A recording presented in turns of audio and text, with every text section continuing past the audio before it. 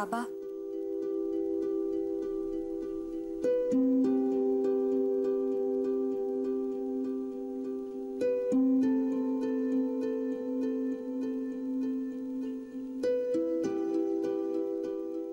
Perfect झाले coffee आज,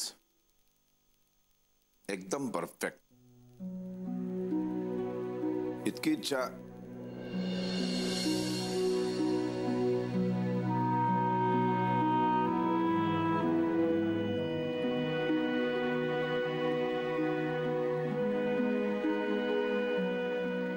तुला बोलायचंय माझ्याशी,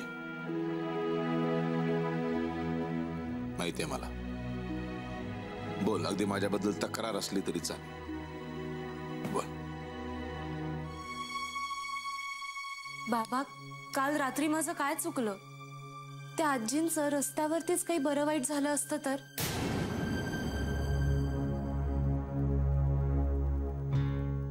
बाबा, तुम्हीच आम्हाला नेहमी सांगता ना की आपण नेहमी चांगल्या आणि जबाबदार नागरिकासारखं वागलं पाहिजे. मग मीही तेच केलं ना. बाबा, मला मान्य आहे की मला काल रात्री थोडा उशीर झाला, पण कारणही तसंच होतं ना हो. हे बघ बाळा, कारण कितीही चांगलं असलं तरी नियम मोडता कामा नये. आता ते नियम पाळायचेच नसतील तर मग ते चांगले आहेत का वाईट आहेत हे ठरवायचं कसं? मला एक सांग, हे नियम मी तुमच्या भल्यासाठीच बनवलेले आहेत, हे मान्य आहे तुला? याच्यावर तुझा विश्वास आहे? गुड. जे काही जगामध्ये चालू आहे, आपण आजूबाजूला रोज बातम्या बघतो, ऐकतो, त्या सगळ्याचा विचार करून मी काही नियम बनवलेले आहेत. तर तुमचा फक्त फायदा आहे रे बाळा.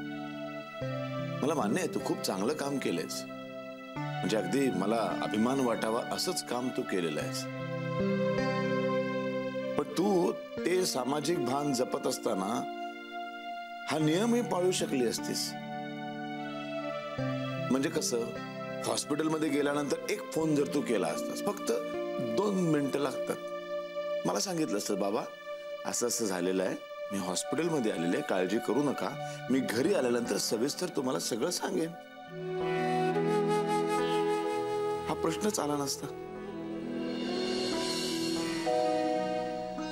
नियमही पाळले गेले असते, सामाजिक भानही राखलं गेलं असतं. ठीक आहे, काही हरकत नाही. फार काही मोठा गुन्हा केलेला नाही असतो. यापुढे कुठलीही सामाजिक जबाबदारी पार पडत असताना घरच्यांनाही जप म्हणजे झालं.